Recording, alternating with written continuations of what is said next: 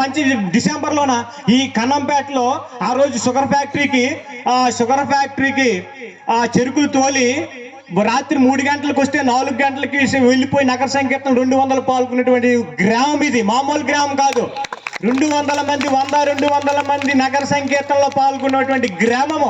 అద్భుతమైన ఆధ్యాత్మిక చైతన్యము ఇక్కడ నుండి నేర్చుకుంది. ఈ యొక్క జీవనం అంతా కూడా ఈ యొక్క గ్రామం యొక్క గొప్పతనం అటువంటిది. నేనైతే మాత్రం నేర్చుకున్నాను. ఎంత అద్భుతమైనటువంటి ఈ గ్రామం రా. ఈ గ్రామంలో అడుగుపెట్టి ఒకసారి అక్కడ అందులోని గాలి పీల్చి మంచినీళ్ళు తాగితే మనలో కూడా ఉత్సాహం వస్తుందని ఈ గ్రామం వచ్చాను. మీరు పిలిచారని రాలేదు తెలుసా? అటువంటి అద్భుతమైనటువంటి ఈ గ్రామంలో, ఈ ఆంధ్రప్రదేశ్లో, ఈ మన్యం జిల్లాలో, ఈ మక్కువ మండలంలో, కన్నంపేటలో భగవాన్ శ్రీ సత్యసాయి బాబా వారు ఈ ప్రపంచానికి ఈరోజు ప్రపంచము అద్భుతంగా ఈరోజు గవర్నమెంట్ కాదు, ప్రపంచంలో అనేకమైనటువంటి దేశాధినేతలు, రాష్ట్రాధినేతలు, గవర్నర్లు, అనేక మతాలకు అతీతంగా, ఖండాలకు అతీతంగా, దేశాలకు అతీతంగా, సరిహద్దులకు అతీతంగా భగవంతుడి దగ్గరికి వచ్చారంటే నా మతం మరేట్లేదురా, సాయి మతము మానవత్వమే నా మతం అని చాటి చెప్పినటువంటి భగవాన్ శ్రీ సత్యసాయి బాబా వారు నాకు మతంతో సంబంధం లేదురా, నీ మతులతోనే నాకు సంబంధం ఉందన్నాడు. నీ మతులు మంచివైతే మతం ఏది చెడ్డది వినుము వీర భారతీయుడు అన్నాడు. మన మతిని శుద్ధి చేసుకోవాలా, మన మతిని శుద్ధి చేసుకోవడానికే ఈ ఆర్గనైజేషన్. ప్రపంచంలో ఎక్కడైనా భగవంతుడు ఏర్పరిచినటువంటి సంస్థ ఉందంటే అది ఒక్క సత్యసాయి సేవా సంస్థ తప్పితే ఏదీ లేదు.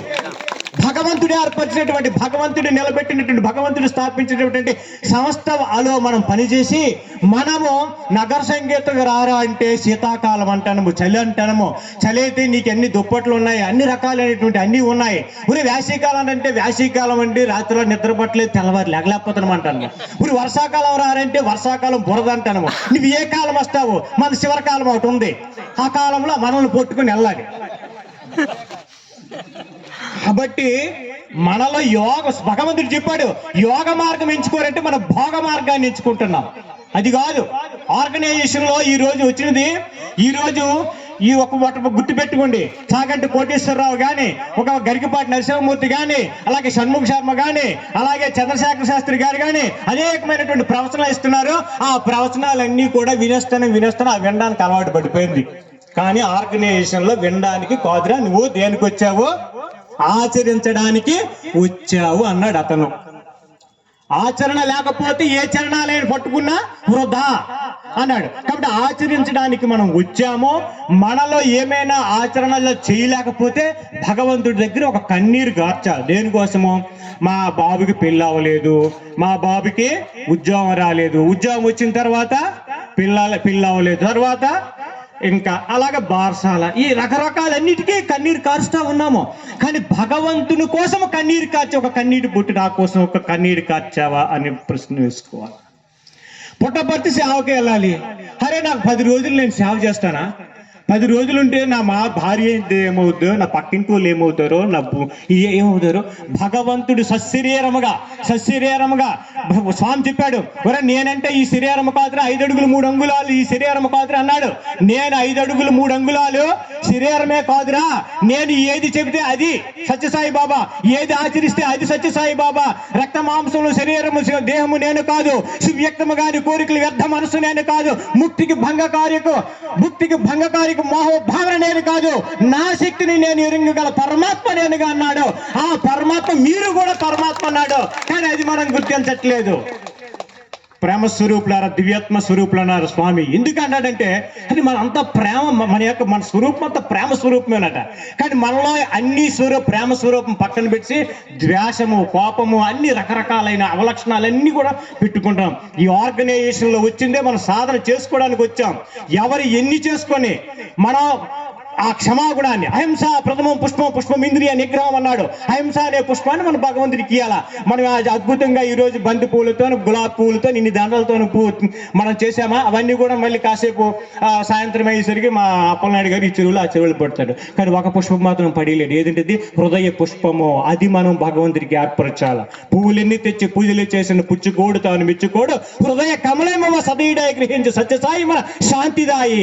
కాబట్టి ఆ శాంతి సాయిదాయి దాయికి, ఆ ప్రశాంతి దాయికి మనలో ప్రశాంతతను నెలకొల్పి మన కుటుంబాన్ని ధన్యతను గావించి మనల్ని ఎంతో ముందుకు నడిపించినటువంటి ఆ భగవంతుని యొక్క మార్గంలో మనం ఉన్నాము కాబట్టి మనం నిరంతరం కూడా యోగ మార్గంలోనే ఉండాలి. మరి ఈ యొక్క కార్యక్రమానికి శ్రీకాకుళం నుంచి మన పడాల ప్రసాద్ గారు వచ్చారు. మన అద్భుతమైనటువంటి ఆధ్యాత్మిక ప్రసంగాన్ని మనలందరినీ కూడాను ఒక మంచి ఆహారము, మంచి చక్కనైనటువంటి ఆహారం ఇవ్వడానికి మనకి అక్కడి నుంచి ఆయన ఎంతో శ్రమ కూర్చి వచ్చాడు. మరి ఆయనకి మనం ఈరోజు సమయం ఇద్దాము. మనం ఎప్పుడైనా ఇక్కడ మనం చక్కగా మనం అందరం కూడా మాట్లాడుకోవచ్చు. మరి ఈ సందర్భంగా మీ అందరికీ కూడా ఈ యొక్క ఇచ్చినటువంటి భజన మండల కార్యకర్తలకు కానీ, భజన మండల కన్వీనర్లు కానీ, మహిళా తల్లులకు కానీ అందరికీ కూడా కోరుకునేది ఏంటంటే, మనకి ఏప్రిల్ సేవలు ఉన్నాయి. ఏప్రిల్ సేవలు ఉన్నాయి. సేవకి వెళ్తే స్వామి చెప్పారు, ఎవరైనా సేవ చేస్తే ఏమవుతావు? సేవ అవుతావు. అలాగే లిఖిత నామం జపం చేయమన్నారు స్వామి. లిఖిత నామం ఓం శ్రీ సాయి రామ హరికృష్ణ ఏదో చెప్పి ఏదో ఒకటి అలా చేస్తే స్వామి ఒక మాట, ఎవరే నువ్వు లిఖిత నామం జపం రే, నీ లిఖితాన్ని మారుస్తాను అన్నాడు. నీ లిఖితాన్ని మారుస్తాను, నువ్వు ఇన్ని బాధల్లో ఉన్నా. కాబట్టి మనం ఎందుకు చేయాలంటే, ఇప్పుడు మా బాబుకి ఎవరికో బాగోలేదు, డాక్టర్ గారు మంచి మందులు ఇచ్చాడు. మందులు ఇస్తే ఏమైంది? తగ్గింది. అరే నువ్వు పారాసెటమాల్ ఇచ్చావా లేకపోతే కాల్పాలు ఇచ్చావా? అవన్నీ నీకెందుకు? భగవంతుడు ఏది చేయమన్నాడో చేయడానికే మనం ఇక్కడ ఉన్నాము. కాబట్టి ప్రేమ స్వరూపులారా, దివ్యాత్మ స్వరూపులారా, అవకాశం ఉంటే మనం మళ్ళీ మరొకసారి నేను రెగ్యులర్ గా వస్తాను. చక్కగా మనం మా కార్యక్రమాల్లో పాల్గొందాము. మరి తదుపరి సార్యం అయ్యా మేము ముగిస్తాం. మరి ఈ అవకాశం ఇచ్చినటువంటి స్వామివారికి దివ్య అనుగ్రహ ఆశీస్సులు మనందరికి, మీ అందరికి స్వామివారి యొక్క దివ్య అనుగ్రహ ఆశీస్సులు మీకు, ఇక్కడికి వచ్చిన వాళ్ళకి, మీ కుటుంబాస్తులకు. ఎందుకంటే ఒకటి గుర్తుపెట్టుకోండి, భగవంతుడికి వీలుంటే రావడం కాదు, వీలు చేసుకుని రావాలి. వీలుంటే నేను సేవ చేస్తాను, వీలు చేసుకోండి మందబ్బా. నువ్వు పిలిస్తే వస్తాడు, పలికే దేవుడు అతను. పిలిస్తే పలికే దేవుడు, నువ్వు పిలవకపోయినా నా బాధలో ఉంటే అతను రక్షించే దేవుడు, కాపాడే దేవుడు. అటువంటి దేవుడిని సేవ చేయడానికి మనం ఎప్పుడు కూడా వెనకడుగు వేయకండి. చక్కగా అందరం పుట్టపర్తి సేవలు చేద్దాం. అలాగే భగవంతుని యొక్క నామస్మరణ చేద్దాం. నిరంతరం నామస్మరణ. స్వామి చెప్పారు, నామస్మరణ చేయడం దానికి ఏమైనా డబ్బులు ఏమవుతాయా? ఓం శ్రీ సాయి అనడానికి, రామకృష్ణ అనడానికి ఏమైనా డబ్బులు అవుతాయట? మరి అలా డబ్బులు అవనటువంటివి నిరాడంబరంగా మంచిగా, మంచి సద్భావనతో సచ్చింతనలు ఏర్పడడానికి మనం భగవంతుని యొక్క సాధనా మార్గంలో మనం అందరం ఉండాలని కోరుకుంటూ, బోలో భగవాన్ శ్రీ సత్యసాయి బాబాజీకి.